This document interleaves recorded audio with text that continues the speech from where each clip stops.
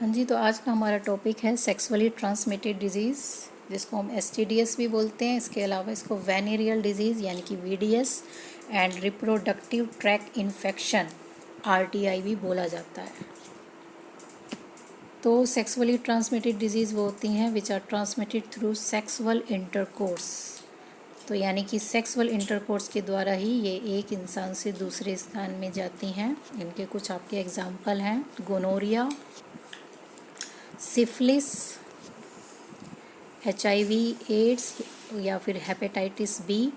तो इनमें से जो HIV एड्स और हेपेटाइटिस बी हैं ये सेक्सुअल इंटरकोर्स के अलावा अदर मेथड से भी फैलती हैं, जैसे कि infected needles, infected surgical devices, ठीक है, प्रेग्नेंट मदर टू फीटस। और इसके अलावा ब्लड ट्रांसफ्यूज़न, यानी कि अगर किसी इन्फेक्टेड पर्सन का ब्लड दूसरे में चढ़ाया जाता है विदाउट एनी टेस्ट तो दूसरे को भी ये इन्फेक्शन हो सकता है। जीनाइटल एंड एनल वॉर्ड्स, तो इनमें ये आपकी बाकी तो क्यूरेबल हैं, लेकिन जो HIV एड्स और हेपेटाइटिस बी हैं they are not curable.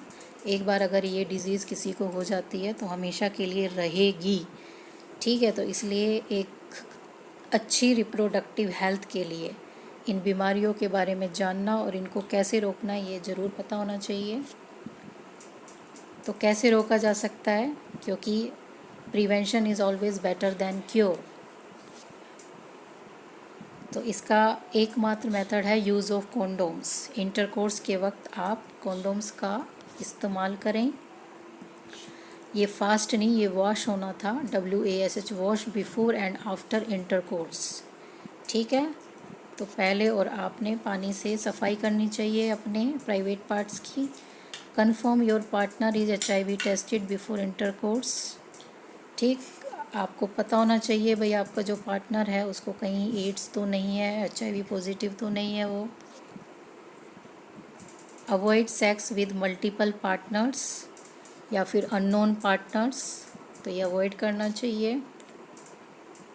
Complete treatment and post diagnosis of STDs, अगर कोई डाउट होता है आपको तो आपने ज़रूर मेडिकल हेल्प लेनी चाहिए, और अगर इस तरह का कोई पॉजिटिव केस आता है तो उसके बाद जो उसका प्रॉपर ट्रीटमेंट है उसको फॉलो करना चाहिए।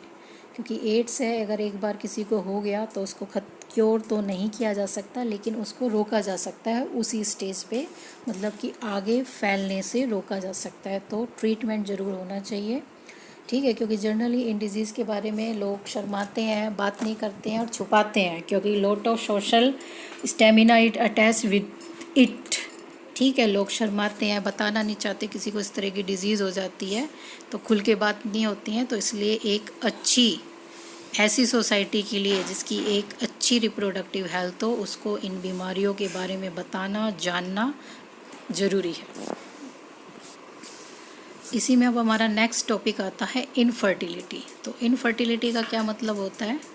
Inability of a couple to reproduce naturally to give birth to a young one, यानी कि इनएबिलिटी, जहाँ पे कोई कपल है वो नेचुरली रिप्रोड्यूस करके बच्चे को जन्म नहीं दे पा रहा है, तो उसको हम क्या बोलते हैं? इनफर्टिलिटी। तो इसका सॉल्यूशन क्या है? रीज़न बहुत सारे हो सकते हैं। उनके जो रिप्रोडक्टिव पार्ट्स हैं they are not properly functional, psychological conditions भी हो सकती हैं, स्ट्रेस भी हो सकता है, ठीक है। तो बहुत सारे रीज़न हो सकते हैं इनफर्टिलिटी के। तो इसका सॉल्यूशन क्या है? क्योंकि अब वो टाइम आ गया है जहाँ पे हर चीज़ का सॉल्यूशन है। तो जो हमारा मेडिकल है, ऐसों के लिए ये हमारी टेक्निक्स हैं जो मदद करती हैं ऐसे इनफर्टाइल कपल्स को, वो भी अब बच्चे कर सकते हैं अपने। तो ये कहलाते हैं आपकी असिस्टेड रिप्रोडक्टिव टेक्निक्स, ART। तो these are the special technique to assist, का मतलब है help couple to have children. ये टेक्निक्स क्या करती हैं? मदद करती हैं कपल्स की, इनफर्टाइल कपल्स की, कि भाई उनका अपना बच्चा हो सके।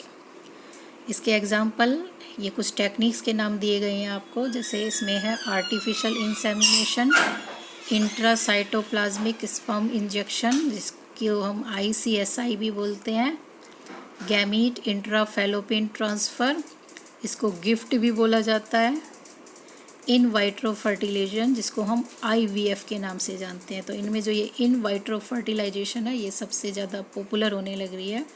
जो आपने सुना भी होगा टेस्ट ट्यूब बेबी, तो वो आपका इन वाइट्रो फर्टिलाइजेशन ही है। तो आज हम इसमें बात करेंगे आर्टिफिशियल इंसेमिनेशन की। तो आर्टिफिशियल इंसेमिनेशन किसके लिए है? जनरली जिनमें ये दिक्कतें होती हैं, it help the man with lower sperm count, यानी कि जिनका जो स्पर्म बनते तो हैं लेकिन कम अमाउंट में बन रहे हैं, यानी कि मात्रा कम है, या फिर विद लेस मोटाइल बनते हैं लेकिन वो मोटाइल नहीं है, यानी कि वो फीमेल रिप्रोडक्टिव पार्ट में नहीं पहुंच पाते हैं, पहले ही मर जाते हैं, स्पीड कम है। इसके अलावा फीमेल विद अनरिसेप्टिव सर्विकल म्यूकस, जो फीमेल का सर्विक्स पार्ट होता है उसमें म्यूकस होती है, ठीक है, तो वो अनरिसेप्टिव है, यानी कि वो स्पर्म को आगे जाने ही नहीं देती है, ठीक है। तो ऐसे केस में आपका आर्टिफिशियल इंसेमिनेशन यूज़ किया जाता है। तो इसमें हम क्या करते हैं, sperms are directly inserted into the female cervix या फिर यूटेरस या फिर फैलोपियन ट्यूब।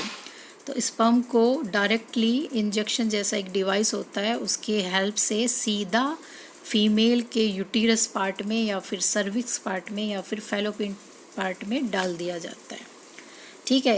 इन सब में जो सबसे ज़्यादा कॉमन है वो यूटेरस है, जिसको हम यानी कि यूटेरस में डाला जाता है, जिसको हम IUI यानी कि इंट्रा यूटेरिन इंसेमिनेशन बोलते हैं।